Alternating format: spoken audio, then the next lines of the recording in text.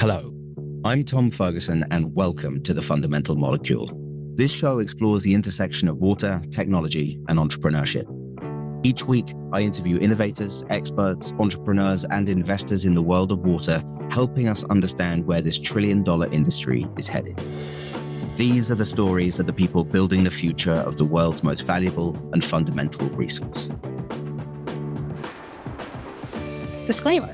Tom Ferguson is the managing partner of Virgin Island Ventures. All opinions expressed by Tom and podcast guests are solely their own opinions and do not reflect the opinions of Virgin Island Ventures. This podcast is for informational purposes only and should not be viewed as investment advice or relied upon as a basis for investment decisions. As you may have noticed, I really like unusual routes into entrepreneurship, where someone with an unfair advantage in and around some area of the world decides to solve something dumb within it. Ravi Kurani is ground zero for that paradigm. The scion of the pool monarchy of Southern California, he will explain. He went from shop assistant to pool boy to impact investor to founder to exited founder, and is now bringing his considerable talents to the roll-up game as well as the streets of New York. He's also the host of the podcast Liquid Assets, which is excellent. So this is me shamelessly trying to steal his tricks. One of my favorite things about Ravi is his insistence on understanding the reality of markets and his commitment to the work it takes to get there. He's awesome. Please enjoy my conversation with Ravi Kurani. Ravi, this has taken us long enough. I'm so glad you're here. How are you doing? I'm doing good, Tom. How are you doing? I'm fine. Every time I speak to you, it's such a massive blast from the past because I can't remember. You were part of Imagination. Was it 2017? Was it the fabled 2017 class? It was. I think it was 2017. Yes. It was Bessie and Oriana. And yeah, amazing. Well, I mean, it's been such a pleasure watching you build, and it's going to be really fun to chat about what you have done over the last, oh my God, getting on for 9 years that we've known each other, and what you're going to be doing for the next 10, 20, 30 years. But I want to take you all the way back to Sutro. When you started building that company, what was the original idea? What was it that you were trying to put into the world? Because it's such an interesting pathway of pivoting, I think is a slightly overused word. There were certainly the kind of the vagaries of the startup pathway as part of it. So let's just start at the beginning of your first entrepreneurial journey. Sutro was first born out of my work as an impact investor in India. So I was an associate at a small impact investing fund. It was about $20 million. We were primarily focusing on companies who were catering to people who earned less than $2 a day. India has a big population of these sorts of folks that are called the bottom of the pyramid. And we saw really, really interesting technologies from like solar electrification and really interesting like Motorola flip phone concept that texted farmers when there's going to be weather events so they could get a little bit more data.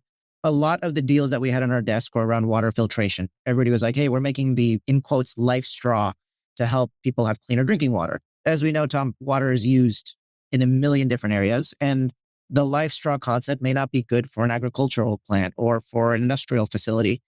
What I ended up realizing was there was this really, really big gap in sensing.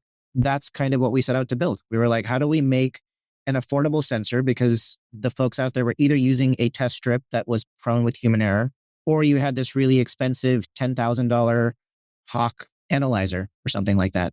And if you're selling to folks that make less than $2 a day, they can't afford a $10,000 chemical analyzer. And so we set out to build an affordable sensor. I tried selling it to the Indian government down in southern India. Probably the stupidest idea an immature founder that's hanging out in India can have.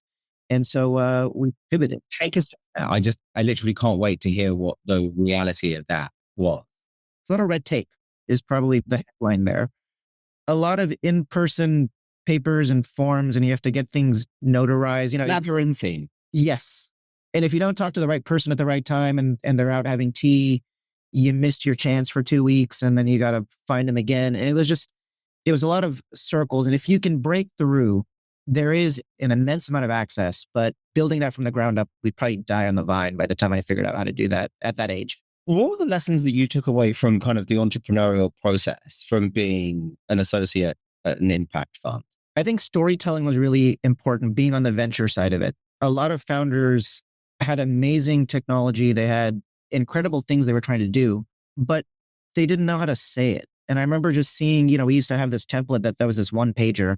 And especially when we were starting Village Capital, you have to fit it into this one pager. First of all, sometimes we would get 2 pages, 3 pages. And I'm like, the form says 1 page. One.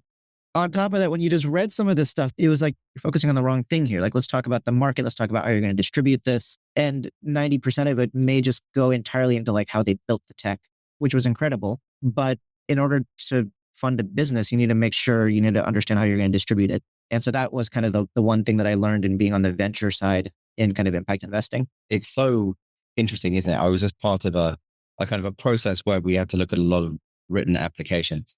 And this assumption that more is better is really interesting.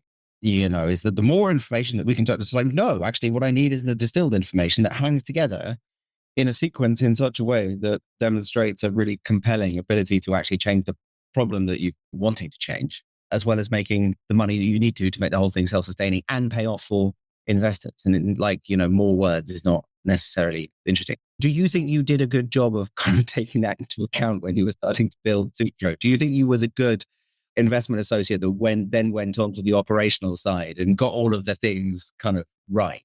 How would you rate yourself in terms of making that transition? I do think I was better than some of the founders that we saw. And I think I learned from that, right? I saw a lot of these 1-pagers or 3-pagers that came through our desk. And after seeing so many of them in a row, in the back of my head, it started to get baked in as DNA that, I needed to just be a better storyteller. I needed to distill the message I was trying to do. And if you can't fit it in less than a sentence with our TikTok feeds today, you're not going to stay on the message I'm trying to tell you. And so I had to figure out how to get something to be distilled into this message, or better explain to whoever I was trying to pitch to. I definitely want to come back to that. It's one of the things that I've increasingly found that it's frustratingly hard to zero in on. I've just been thinking a little bit about this kind of idea of the third derivative of a story. When you ask sort of somebody to put together the classic, almost like the Guy Kawasaki slide deck, won't go into it, but it's essentially the sort of, it's a problem, value proposition, product to deliver the value proposition, go to market, etc., team, financials, all the sort of the key 10 slides of the deck, which is always fine. But fine isn't good enough because this is a really competitive market. And so what you need is the second derivative where it really starts to land. But the one that you should be going out with is the third derivative of that story, which is the one where you feel it in your bone, that you can't help but just fall all over yourself to get so jazzed about it. And getting to that is really hard. In fact, we don't need to do that later. How do you think about that, having done it once with Sutro, but now also you've got such a sort of like a relatively varied vantage point of things that you're working on? Do you agree with that idea of kind of the third derivative? Do you see it as something that's very, very difficult? Do you see anything that can really make a difference for founders as they pursue that kind of feel it in your bones version of their story? 100%. And I think 2 kind of compounding thoughts in my mind. So one is, I grew up in retail. My dad used to have a chain of pool and spa supply stores. I was a pool boy growing up in Southern California. Oh, awesome. And we're definitely getting into that, but carry on. The part that's relevant here is I stood behind a counter. You had an immigrant father with 30 pool stores down in Southern California. Your summers and weekends were working at the pool store. Everything from making sure that you put the chemicals in the right way on the shelf. You thought about the way that a customer would walk through that door and what's the first thing they would see? How do they approach the counter? When you're taking their cash, how do you upsell, right? How do you be like, hey, it's 4th of July this weekend, and I know that you have kids because I've spoken to you a few times. We have a sale on some rubber duckies, right? Your daughter's turning 4 years old. You should pick those up, right? They're on sale for $5. Like, how do you understand the voice of the customer based on the intent of what's about to happen to sell them something that they're going to want? And so I think I learned a lot about storytelling in standing at that counter at the pool store. The second kind of compounding thought there is you touched on mechanics. You have the position function, which is where the car's going. You have your velocity function, which is the derivative of your position. And then you have the acceleration function, which is the derivative of the actual velocity. What you're saying is if you can get to that third derivative, you really start to understand what's actually happening with the vehicle 2 integrals above that. And so if you think at the acceleration function, the third derivative function standpoint, you're seeing like molecules moving when if you're just sitting at the surface, you're just seeing the car moving. I do feel that if you kind of dig deeper and kind of unfurl this onion, you get to the bottom of why you're doing it and who you're doing it for. And once you understand that, your story becomes crystal clear because you can run through this concept we call an improv as like mirroring, right? If you can mirror, I can now take what is that third degree acceleration function and mirror my story to give you something that's going to make sense for you. And I feel like from a sales perspective or a distribution perspective or selling a product perspective, it's to the core of how you tell a story. 100%. I always think about the kind of Feynman curve of the simplicity, the degree of understanding against the simplicity of the story. Like as your understanding increases, the complexity of how you tell it goes up. But after a certain point, it starts to absolutely crash as your understanding increases until the point where once you really have mastery, you can actually explain it unbelievably simply. But it's such a knife fight getting through that process. What did you learn from your parents, the family business? 30 pool stores in Southern California is pretty serious. What were your other observations from seeing that from the inside?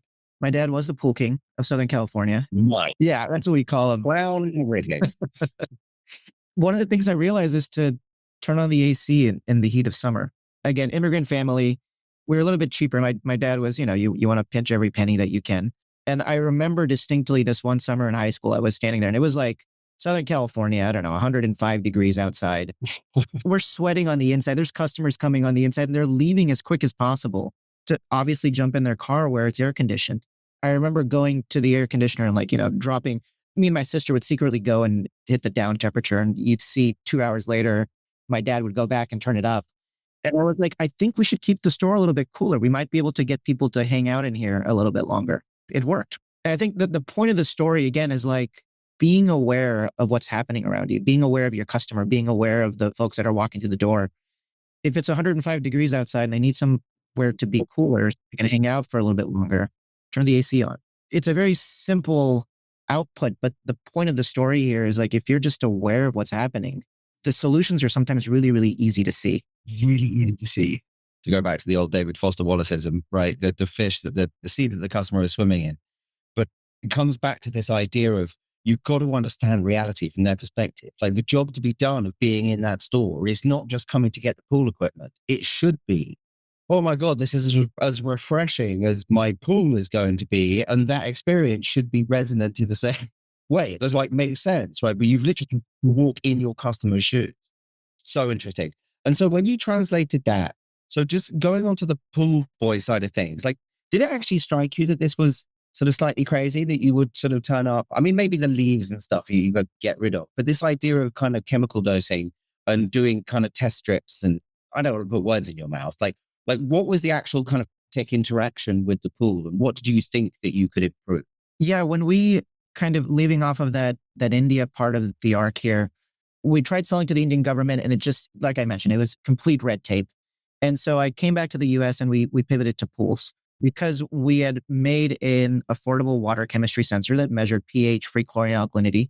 And coming from the pool industry, I kind of turned back around and I'm like, we should sell this into swimming pools. Let's start with the Trojan horse in a much smaller market, figure out and validate the technology, and then we'll work with the bigger players out there to then move back into agriculture and drinking water and everything else we wanted to do. When we looked at the pool market, the first thing that we realized was we ended up backtracking to an off-the-shelf sensor, which are these solid-state sensors that use glass. They're these glass bulb sensors, right? They measure pH and ORP, oxidation reduction potential, to measure pH and chlorine. As we started deploying those inside there, we realized, which is kind of a physics of the sensor, that you needed to use a test strip to calibrate that sensor. And this is used in lab equipment all day long. A lot of the municipal water sensors will have a technician go out there, take a much more robust water testing kit, and then calibrate these sort of heartbeat sensors so they can get the thumbs up or thumbs down. That's amazing for a municipality. You have engineers that are sitting at the water plant. If you're monitoring your swimming pool, Tom, with his pool in his backyard, doesn't want to take a secondary test strip to calibrate his first test device that we're selling him. No, are you kidding? Yeah. Exactly. And so at times it almost became a clock that was right twice a day. Like the way that these sensors work, if you don't calibrate them, they just kind of fix themselves or they drift. And then you have garbage in, garbage out because you're using a feedback loop of putting in chemicals with the sensor that doesn't make sense. And so what we ended up going to was we just went back down to first principles. We're like, what do people use to test their water chemistry? And they either use a test strip that they dip inside there and look at the colors, or they use these liquid test kits, right? They suck up a little bit of water and they put the 5 drops of the phenol red liquid and 5 drops of the DPD, and then they look at the color shift. We tried doing the test strip side. The issue was that the humidity ended up getting the whole test strip wet, and then all the colors would bleach everywhere. And so we moved towards the liquid chromatography. And we're like, literally like, how do we just take this test kit that takes 5 drops and put 1 drop in it? How do we take 1 drop and turn it to 1/10 of a drop? And how do we take 1/10 of a drop to make it 1/50th of a drop? And we literally just sized down this thing so it would fit into something that was about the size of my arm.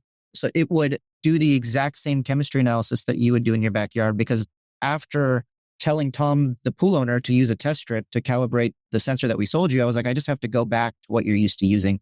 And that's how we completed the full loop of actually getting a sensor that was equivalent to the way that you measured water chemistry. So this idea of what you're used to using, talk to me about the form factors that you considered.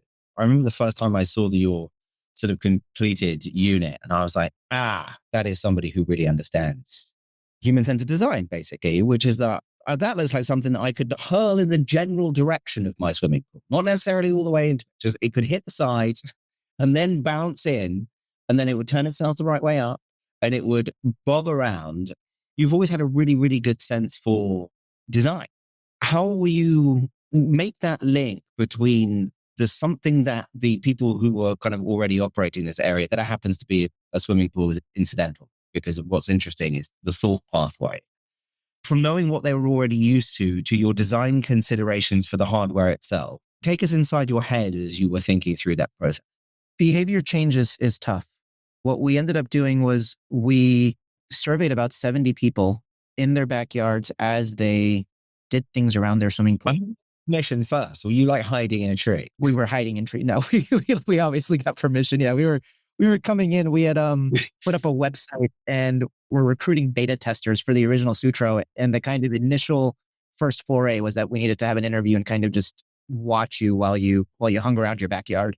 We just noticed some really interesting behaviors, especially with putting things in your pool. The one that stuck out the most is people have seen this little chlorine floater that bobs around your swimming pool. It's a common thing that's floating in swimming pools. And what we noticed from behavior from almost 90% of these folks that we saw were they would kneel at the edge of their deck. They would reach their arm inside, pick up this chlorine floater, open it up, put the chlorine tabs inside, and then lob it inside, right? They'd just lob it back inside their swimming pool. We saw this repeated behavior over and over again, the same way as somebody that comes into the pool store that's sweating, that you should turn the AC on. We're just like, to make a thing that you can just toss and it lobs inside there, because people know how to do that. So that's exactly how we designed the Sutro. It was meant to mimic a chlorine floater because people are similar and they know how to do that behavior. Can you take us through the process of going from serial number 1 to 10 to 100 to 1,000? What was your experience of being in charge of a hardware product moving through those gears? I mean, people always say hardware is hard, and hardware is hard for a whole bunch of different reasons. But I always think hardware is hard for very specific reasons for specific founders. I'd love to hear what your version of this is. We sold the company actually pre-prototype. We sold it with a series of patents. My kind of earnout was linked to commercializing the product. The buyers were like, the patents are cute. Your little 3-inch pipe from Home Depot that's the size of, the half the size of me. Amazing, but we're not going to toss this in a swimming pool. I was basically tasked with commercializing the product. What we did was we spent about 50% of the first 2 years in China. I just had basically moved half of my stuff to Shenzhen, where I was learning a little bit of Mandarin and eating noodles on afternoons and dinners. And we were working with everything from the PCBA, from electronics to the plastics, to like the vendors, to the sub vendors. I wanted to see everything from Dongguan to Shenzhen, where all of this stuff was made.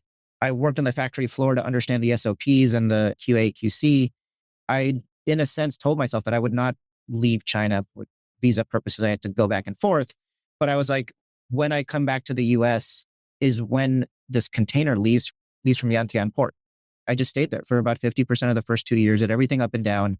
And when that first container got put on the boat, I flew to my parents' spot in LA, hung out there, and then wait for the container to come and followed it to the distribution through our 3PL. to make sure that once our orders started coming in through Shopify, that they would ship and they would land at somebody's doorstep and they could set it up. You followed it. Yeah, I mean, literally end to end. Followed it end to end because there is always going to be hiccups in moving a physical product from point A to point Z. I wanted to make sure there was no hiccups. One, because my earnout was linked to it. But secondly, we just wanted to make sure this thing actually got to somebody's doorstep. They were able to set it up and then lob it in their swimming pool. Well, I think you're a massive part-timer for not getting on the freighter. I know. I should have. I should have done that. I should have been sitting with that trucker while he took me to Texas. Navy for like 3 weeks or whatever taken. That is so amazing. I did not know that is real commitment. You know what? That resonates so much with me because really what you were doing, the whole idea of all companies is just to deliver a value proposition, right? But you were making damn sure with the product that has the promise of the value proposition within it is going to turn up to at least give itself a shot that it's going to. That is so cool. And then what was it like as the numbers started to grow? Problems. There's always problems with hardware. The number one problem with putting electronics in hardware is that water likes to get everywhere. Electronics doesn't like water.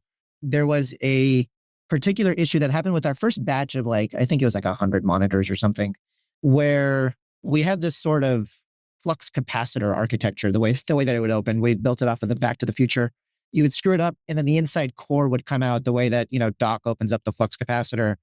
And we had this little cartridge inside that had the reagents. Once you kind of lifted that up, the rim of the top would kind of leak water into the inside, which generally was fine.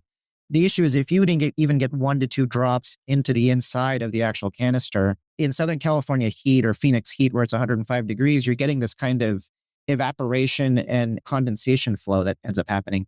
And so as it evaporated and condensed, it would always evaporate up to the top of the unit and then condense right on the top of the electronics, which would totally basically short the entire device. We figured this out early, but yeah. Really hard. My God, yes. Combining essentially a submerged unit with something that has to be intrinsically dynamic, i.e. taking stuff in and out of it rather than put it underwater and then leave it alone, which is sort of the only thing that you can do, right? You then moved on to your kind of illustrious, 58th or 3rd or whatever number chapter you want to do. Will you explain the transition and how you thought about it? Once you stopped doing that, what was in your mind? I exited Sutro probably about a year and change ago. 2 things ended up spinning.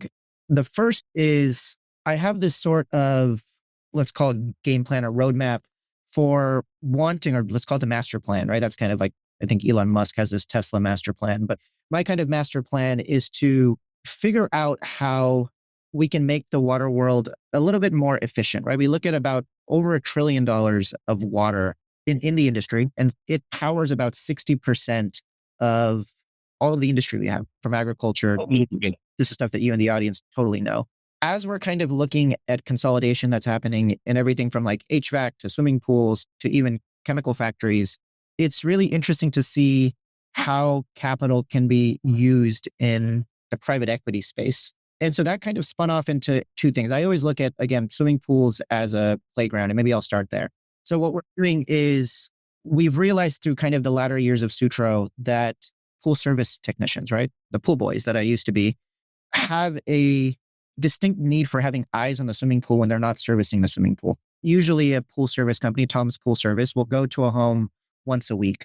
And in those 6 days that you're not there, if you could just get some sort of insight into what's actually happening inside the body of water, you would just be much more intelligent in making sure that you provide the best service, right? As you as a pool service pool guy.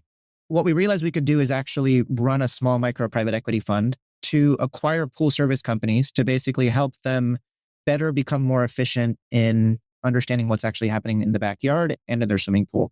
The same way that I built Sutro with this kind of narrative arc to eventually go into agriculture and drinking water, I'm again kind of repeating that same playbook through pools again. The North Star here is that if we can better understand the way that field technicians, the way that pool service professionals, they're kind of a similar demographic, a similar character. And how do you take folks that are out in the field and basically help them, one, with the silver tsunami issue, which is also happening in the pool service industry, and second, understand a complex... When you explain silver tsunami, that might not be a commonly known concept. The silver tsunami is the fact that there are a bunch of older folks in the industry that have been around for the last 30 to 50 years that are retiring. And there is a big supply issue of younger folks that are coming in that can actually take the helm And how do you train them? How do you pass along all this information? How do you pass along all this knowledge is a big problem. And it's a problem kind of across a multitude of industries, not only in water and swimming pools, but in HVAC and a bunch of industries that we're seeing around the world. And so kind of going back to this swimming pool roll-up idea, we are retrofitting and building technology where we're working on, for example, like smart glasses that allow our younger technicians to be able to video conference while their hands are free so that you can actually talk with folks through like meta glasses. So the older folks that are the mentors can actually see what's happening firsthand in the field.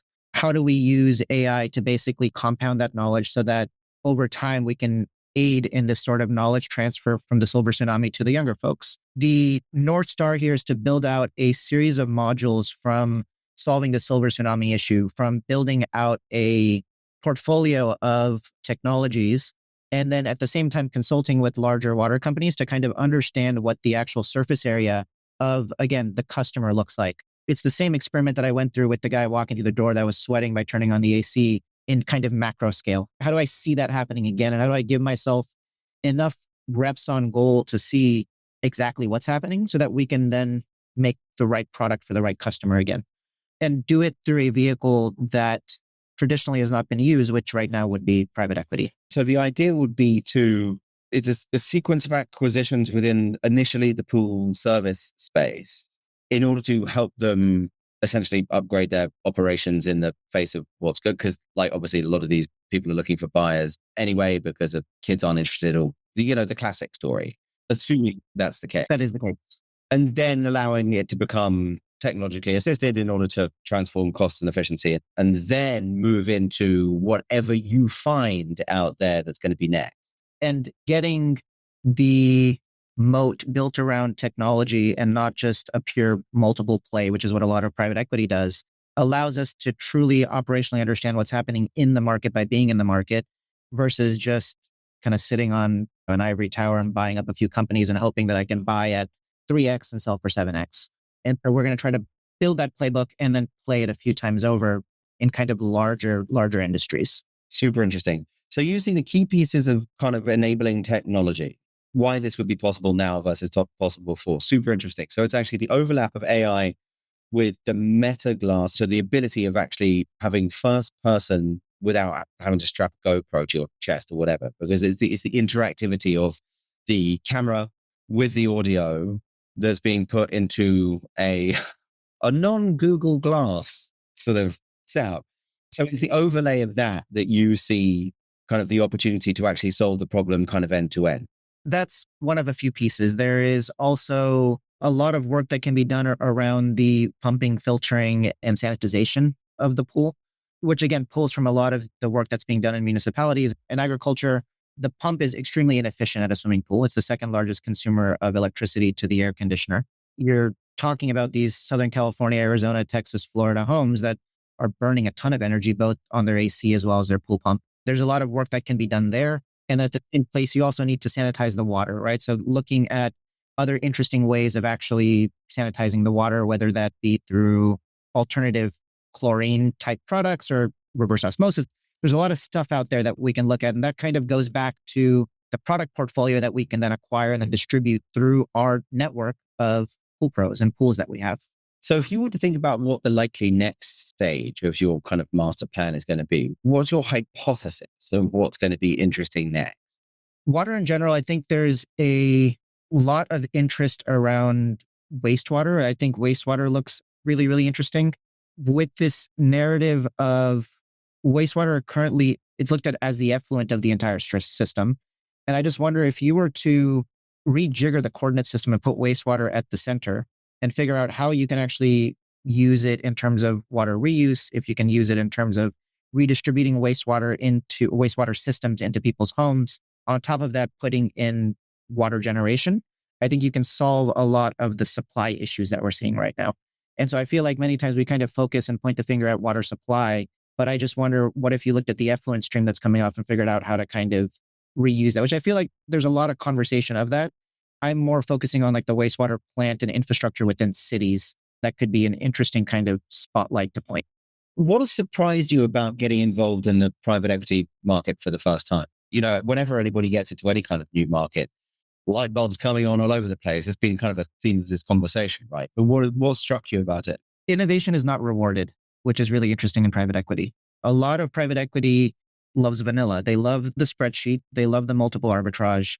If I come in with CapEx or we're going to be doing R&D, they're like, well, you're taking out of your EBITDA to do this crazy stuff.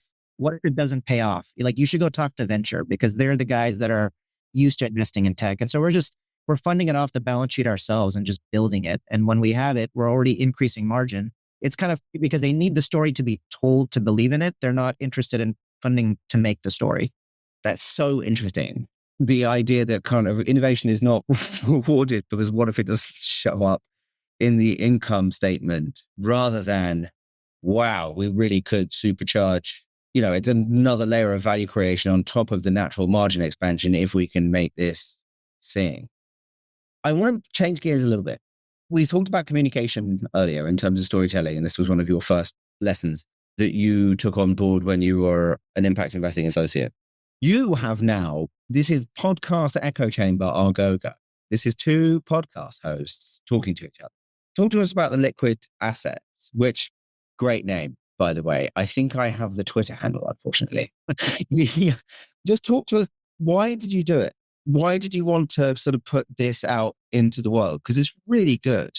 It started with me being in the water industry and getting asked by the layperson about water things, right? And I'm supposed to be this person that knows it. I'm a water entrepreneur in water robotics, and I didn't have half the answers. And a lot of the questions were very benign, right? It's like, is my drinking water safe? What's the best RO filter to get for my kitchen? I hear that walnuts take up a lot of water. Why is California in a drought? It's like all these like questions. And I'm like, water is such a big industry. And these questions come from these headlines. It just really prompted me of like, I should just talk to the people that are doing the work. And that's kind of what gave the name Liquid Assets. And I wanted the podcast to be, again, focused to the layperson. My audience is the layperson, on folks that don't know much about water, and giving a microphone to people within the water industry to help kind of propagate their message to the folks on the outside. And so that's really the purpose of Liquid Assets. And honestly, I chose the name Liquid Assets because I wanted it to be good. Focused. I want it to be good, but I want it to be like focused to people that are investing in water. Right? Like, water has alpha returns. Water can consume capital and give back returns. So let's like cover the stories that are doing that. And so that's what we call it, Liquid Assets. And that was the main impetus of it. That's why it's been such sort of interesting listening to yours as we're kind of building ours. What have you come to about good conversation? What have you learned as a kind of our host of it about doing this thing? This is literally an unbelievably selfish question because very few other people who do this are listening to this. This is just for me. I feel like we're both in the world of theater, Tom. You've been to improv before. And I think everybody should do it because a big light bulb on for me was that it wasn't about being funny. It was about adhering to rules. Yes. The way that I run the podcast is a one-man improv show. That's the secret of the interview is just yes and allowing the guest to truly spotlight what they feel the most passionate about. Because if you allow them the space and bandwidth to talk about what they're the most passionate about, you're going to get really engaging clips because when people are passionate, they look great on camera. Interesting. We haven't got as far as the camera bit yet. We are exhaustingly old school at the fundamental molecule. No, I really agree with that. And I think that so Patrick O'Shaughnessy, who you obviously know, is a host of Invest Like the Best. And he steadfastly doesn't sort of get any questions prepared ahead of time at all. I mean, he does his reading or whatever, but he goes in cold and it really, I think it shows. What else did you take from because you've mentioned it a couple of times, what else did you take from the improv thing that you think that people should bear in mind? It's one of my favorite pieces of entrepreneurial training. The part that I really like about improv is when you first start a scene, you have an infinite number of probabilities outside of the scene being set for you. You're two nurses sitting at a bar. That's all you know. Is there an issue with the patient that we saw? Is there something happening in our family? Is there something happening with my sister? Is there something wrong? Yeah. Exactly. There could be an N number of opportunities of conversation. The real narrowing happens the more people talk. And so if you were to do just typical improv of one line after the next, what you say next after the prompt is made basically narrows the field of what the conversation could be to whatever you've just said, right? That our chairs are uncomfortable sitting here at the bar. We can talk about chairs now. That They're going to be the topic of conversation of the scene are these chairs. It's about nothing else. And so I think it really goes to, people think, acting or comedy is like coming up with all these lines, which a comedian it totally is. But in improv, all you're doing is you're listening 110% to see the next thing that you're going to say. So I can riff off of this chair comment you made. And that's literally the most important thing that I've learned. I love the idea that it's kind of deterministic, right? Is that by doing something, you narrow the field of necessarily available following things, but you've also sort of defined the field of play. And there's always other ways in which you can then broaden it again. But what's crucial is in that reaction. It's kind of like entrepreneurial decision-making 101, right? That by literally taking the decision to start a company in response to some observed problem, ideally true, to like really clear parallels. I'm sorry to kind of yank the steering wheel and go to the right, but I don't know why it occurred to me as you were just talking. What have you learned from the various places you've lived? Because you've been Southern California, you've lived in India, you have lived in the Bay, you've lived in New York now. What have you learned from each of the places you've lived? Growing up in Southern California, I think the one thing I took away, and looking back at it now, I kind of lived a dichotomy of a life, right? You live at home as an Indian, coming from Indian immigrant parents, where you speak Gujarati at home and you eat Indian food. And then outside, you're going to like football games and sneaking in pepperoni pizzas because I'm not supposed to eat meat, right? And so like back then, I was like, you were living this kind of dual life. That was kind of one thing I took away from Southern California. In the Bay, one thing I really took away is just the like altruistic and techno-optimist view of the Bay. And I saw that when I came to New York, was just that there is this energy of like anything can be done. Everything can be done with tech. Like we will solve the world's problems with tech. Going back to swimming pools and working with pool guys, like that's not possible, right? Like the behavior change element still exists. And so you have to come back and ground yourself at times. Tech is an enabler, but it's an enabler if you understand what the user needs and what mindset they're in. In India, I actually had the flip of what I had in growing up in Riverside, which was I always considered myself an Indian, right? You're in a sea of Anglo-Americans in California and you're the one of two Indian guys. And then you go to India and you're like, oh yeah, this is my place. This is where I come from. And everybody over there is like, you American, like your accent sucks. You can't speak Hindi the right way. Like you're also not from there. So I also didn't grow up. I don't have all the like TV shows that they watched and everything in the above. So it was funny because I thought I was going over there thinking I was going to be an Indian and I wasn't. And so that was kind of something I just took away from the India side of it. Also culturally and business wise, they just do business differently than we do in the US. It's just a different culture, which I think helped me a lot when I went to China, because I always thought being in the US and being very American centric, you're like, this is the way that we do business. And then when you go somewhere else, you're like, no, it's a little different. Like this is how things work over here because this is the world that they live in.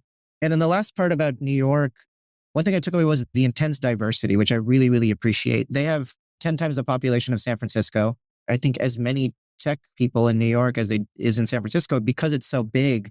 You have another 9 million people that is the next Michelin star Indian chef that's opening up a restaurant that you're sitting next to the Gucci designer that's here for New York Fashion Week, all the way to another water entrepreneur that's coming for like a conference at the Javits Center. That's something that New York has taught me, is like the world is a lot bigger, and it kind of all runs in the streets of Manhattan, which is great. Super interesting. I've always loved that about New York. When we got back from San Francisco and I kind of got onto the subway, I just sort of heaved this huge sigh of relief, because it was just like London. It's just everybody doing everything. You know, someone's a teacher and someone's like, harried, whatever, like someone's a nurse or whatever, rather than you kind of know that everybody is going to go to everywhere from SoFi to Dropbox to like whatever it is. But if you get on the BART, you're like, well, I kind of know what everybody does. Whereas you go to New York, you're like, I have absolutely no idea. Literally trying to like read their badge to find out like where they work. And I think it's really fun having the contrast. And you certainly, really fascinating reflections. Ravi, this is precisely as fun as I thought it would be. And it is so great to hear someone underline something that I find incredibly important and overlooked. I just had 2 conversations prior to this where people were sort of talking to me about almost like the romance of VC, or the like, how much sort of finance do I need, or like whatever it is. And I'm like, oh my God, you just need a really, really furiously good idea of practical reality, or at least how to diagnose the knowledge of practical reality in another. And you are so ground zero for that. It's clearly so important for you. And it's just so fun to hear. And I can't wait to hear what's next. And obviously for the next zillion episodes of The Liquid Asset. But we have come to our final question that we ask all of our guests on The Fundamental Molecule, which is, if you had to choose one piece of advice for current and future water entrepreneurs, what would it be? It would be to live in the shoes of your user. Understand the voice of the customer. Yes. 1,000,000 times. It's the most predictable way of actually understanding the reality, and then all the other things that need to come onto it, literally including their language, which underappreciated as a mode of maximizing your ability to communicate with your user. Yes. Right. I love it. Come across in what you've said all the way through this hour in spades. Ravi, I'm going to see you really soon, I hope, because we don't live 1,000,000 miles away from each other. Thank you so much for coming on The Fundamental Molecule, and I'll see you soon. Yeah, thanks a ton for having me on, Tom.